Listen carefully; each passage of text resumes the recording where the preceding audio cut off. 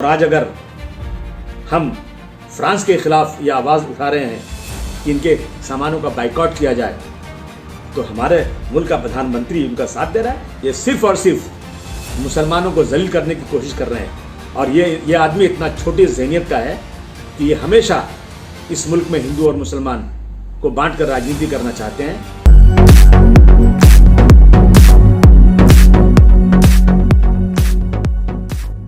ये कहना चाहता हूँ कि फ्रांस के राष्ट्रपति ने जिस तरह से पैगंबर इस्लाम के खिलाफ जिस तरह की हरकत किया है, उसके ऊपर आज अगर दुनिया में उनके खिलाफ ज़बरदस्त तरीके से प्रोटेस्ट हो रहा है, तो आज हमारे प्रधानमंत्री जी उनका सपोर्ट कर रहे हैं। अरे प्रधानमंत्री जी, आप ज़मीन हैं और हमारे जो धार्मिक लीडरान हैं, चाहे वो हुजूर सल्लल्लाहु अलैहि वसल्लम हो या हमारे हिंदू धर्म के कृष्ण भगवान हो, राम हो, कोई देवी देवता हो, उनके खिलाफ यदि कोई अपमानित शब्द कहता है तो हमारे देश में भी कानून है कि उनको सज़ा हो। आपके खिलाफ अगर कोई सोशल मीडिया पर, यूकी के खिलाफ अगर कोई सोशल मीडिया पर कोई अपमानित शब्द लगता है, आप उसको गिरफ्तार करवाते हैं। लेकिन आप जो है आज फ्रांस का सपोर्ट कर रहे हैं।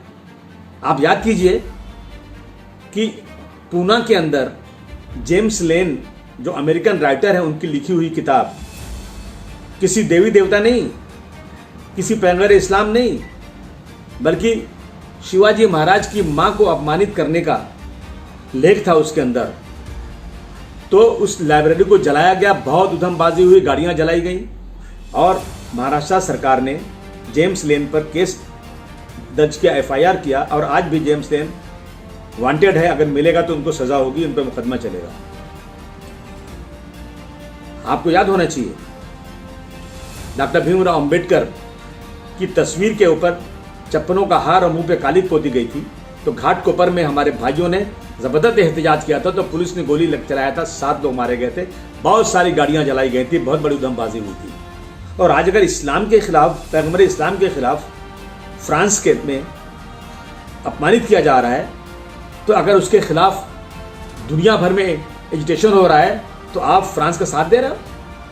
शर्म आना चाहिए आप लोगों को। मैं मांग करता हूं कि दुनिया में कानून बनना चाहिए कि किसी भी सम्मानित व्यक्ति, चाहे वो सम्मानित नेता हो या सम्मानित हमारे कोई धार्मिक लीडर हो, उनके खिलाफ स्पीच एंड एक्सप्रेशन का, डेमोक्रेसी का एक बहाना लेकर के कुछ भी अपशब्द बोल दिया जाए, तो ऐसे लोगों को सज़ा होना चाहिए।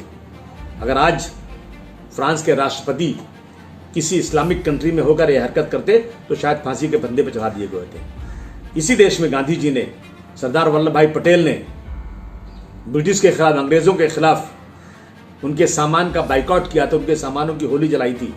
और आज अगर हम फ्रांस के खिलाफ ये आवाज़ उठा रहे हैं कि इनके सामानों का बाइकआउट किया जाए, तो हमारे मुल्क का प्रधानमंत्री उनका साथ दे रहा है। ये सिर्फ और सिर्फ मुसलमानों को जलील करने की कोशिश कर रहे हैं।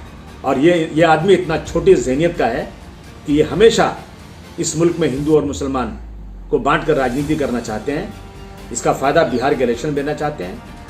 याद रखिए मोदी जी, हज़ारों साल की हमारी गंगा जमुनी तहजीब है। हम हिंदू और मुसलमान आपस में मिलकर भाई भाई की तरह रहते हैं। अगर हमारे किसी भी हिंदू या मुस्लिम धार्मिक लीडरों के खिलाफ दुनिया में कहीं भी कुछ होगा, तो हम इसी तरह से एहतजाज करेंगे। अगर आपको उसके खिलाफ जो भी करना हो कर लो।